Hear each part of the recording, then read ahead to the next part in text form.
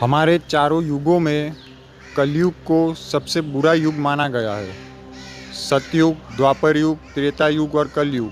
तो इन चारों युगों में कलयुग जो होगा वो सबसे बुरा युग होता है। इस कलयुग में चारों तरफ पाप ही पाप होगा, अधर्म ही अधर्म होगा बाकी तीन युगों के मुकाबले।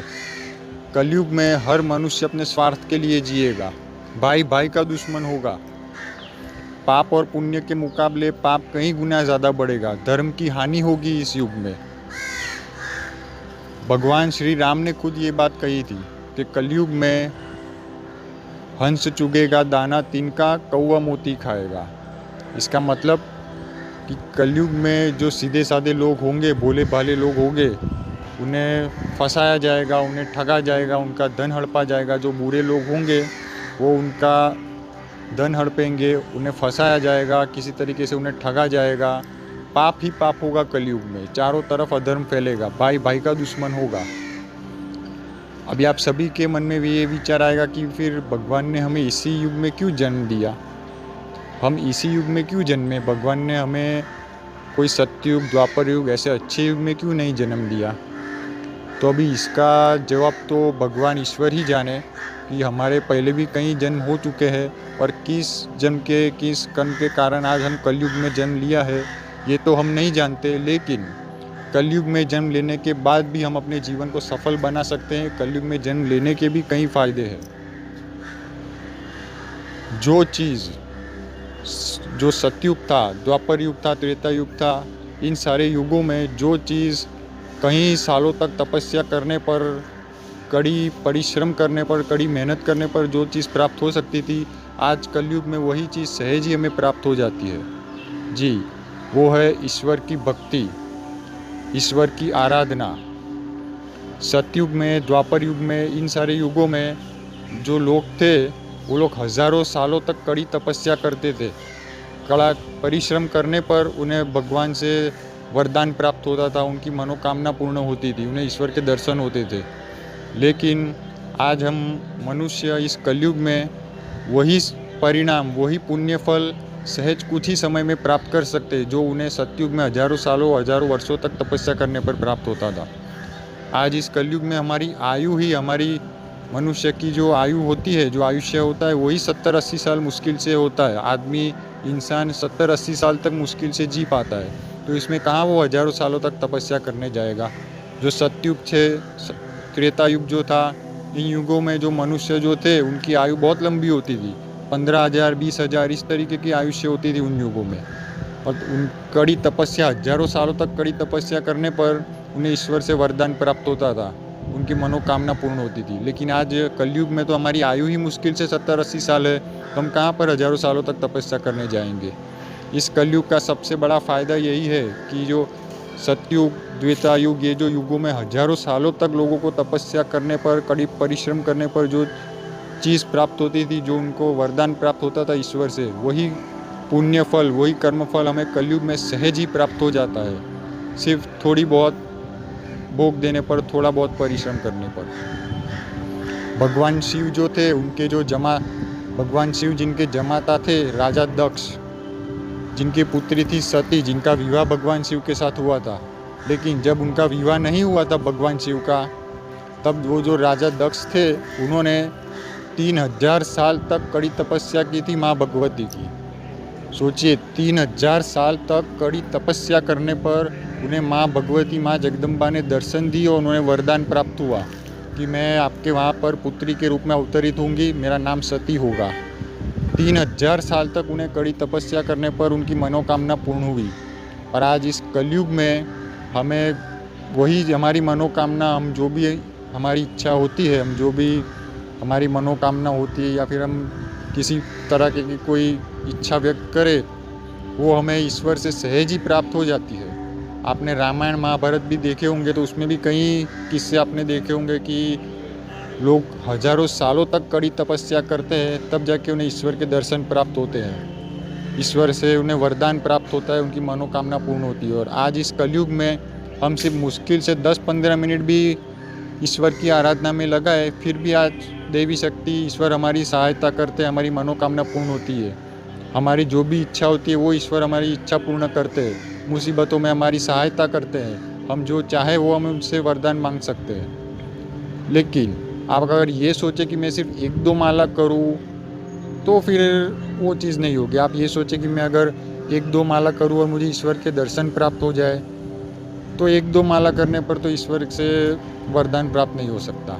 इस कलयुग में हमें जीवन को सफल बनाना है। इस कलयुग में हम अपने जीवन को सफल बनाने के लिए क्या कर सकते हैं कि भाई हम इस जीवन मरण के चक्र से मुक्त हो जाए। सफल बनाने का मतलब ये नहीं कि मैंने बहुत सारा धन कमा लिया, पैसा कमा लिया, प्रॉपर्टियाँ बना ली, बहुत सारा धन मैंने इकट्ठा कर लिया, वो सब का सब यहीं पर ही धरा रह जाने वाला है। एक पैसा आपको ऊपर काम में नहीं आने वाला है। भले इस जीवन में आपने कितनी भी सक्सेस हासिल की हो, कितना भी धन संचय किया हो, कितने भी कई मुकाम आपने हासिल किए हो, सब के सब इस जन्म तक, फिर क्या, फिर मृत्यु के पश्चात तो कुछ आपके काम में नहीं आएगा। जो भी धन है, जो भी पैसा है, वो इस मृत्यु लोक तक। इस मृत्यु लोक में पैसा देने पर सर्व प्रकार के काम होते हैं, लेकिन इस मृत्यु के पश्चात उस जो भगवान का जो धाम है वहाँ पर कोई पैसा काम नहीं आता। वहाँ पर पैसों की बदौलत आप मोक्ष की प्राप्ति नहीं कर सकते कि भाई मैंने एक पैसा वहाँ पर काम नहीं आएगा आपका, एक पाई आपकी काम नहीं आने वाली कि भाई मैंने पैसा दे दिया या फिर एक पैसों की बदौलत मैं इस जन्म मरण के मृत्यु से मुक्त हो जाऊँ। नहीं, जन्म मरण से मृत्यु के चक्र से हमें मुक्त होना है तो भक्ति ही श्रेष्ठ है। भक्ति के ही माध्यम से हम इस जन्म मरण के चक्र से मुक्त हो सकते हैं। भक्ति ही हमें मुक्ति का मार्ग दिखाती है। भगवान शिव ने और माँ जगदम्बा ने खुद ये बात कही हुई है, माँ भगवती ने, कि जो भी अपने जीवन काल के दौरान शिव पुराण का पाठ करता है या फिर शिव पुराण की कथा सुनता है तो उसे मृत्यु के बाद शिवगण उसे लेने आते हैं और उसे शिवलोक में स्थान मिलता है। शिवलोक में जहाँ पर महादेव रहते, माता पार्वती रहते, माँ भगवती जहाँ पर रहते, उस लोक में उसे परम स्थान मिलता है। जो भी अपने जीवन के दौरान शिव पुराण का पाठ करता है या फिर शिव पुराण की कथा सुनता है, उसे आपको जिस भी हरि पर, जिस भी भगवान पर आपको श्रद्धा हो उनका आप आराधना कीजिए। ऐसा नहीं कि आपको जो भी ईश्वर प्रिय हो, अगर आप भगवान विष्णु की भी आराधना करते हैं तो भी आपको मृत्यु के पश्चात आपको वैकुंठ में स्थान मिलेगा। अगर आप भगवत गीता पढ़ते हैं, आप विष्णु पुराण पढ़िए, आपको मृत्यु के पश्चात हमें वैकुंठ में स्थान मिलता है। भक्ति ही है जो हमें इस जन्म मरण के चक्र से मुक्ति प्रदान कर सकती है। बाकी आपने इस जीवन में जो भी किया वो सब कुछ यहाँ ही धरा रह जाएगा। एक पैसा, एक पाई आपको काम आने वाली है नहीं। भले आपने इस जन्म में कितना भी धन संचय क्यों ना किया हो, मृत्यु के पश्चात आपको फिर से कहीं किसी भी स्त्री माता के गर्भ में जन्म लेना होगा। फिर से 9 माह तक, 9 महीने तक किसी माता के गर्भ में रहना पड़ेगा। असहनीय पीड़ा वेदना झेलनी पड़ेगी। जब शिशु किसी भी माता के गर्भ में होता है तो उसे असहनीय कई तरह की पीड़ा वेदना वो झेलता है गर्भ के अंदर। और जन्म के दरमियान भी, जब उसका जन्म होता है, जन्म के दरमियान भी उस प्रक्रिया में भी उसे असहनीय पीड़ा वेदनाएं झेलनी पड़ती है।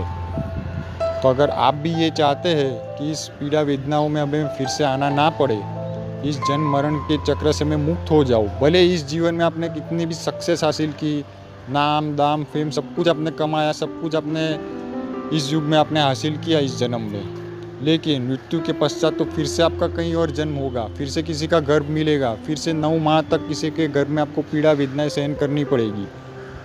तो अगर आप ये चाहते हैं कि इस जन्म मरण के चक्र से मैं मुक्त हो जाऊँ, मुझे फिर से किसी के भी गर्भ में ना आना पड़े, इस मृत्यु लोक में मुझे फिर से आना ना पड़े, तो एक भक्ति ही है जो आपको इस जन्म मरण के चक्र से मुक्ति प्रदान कर सकती है।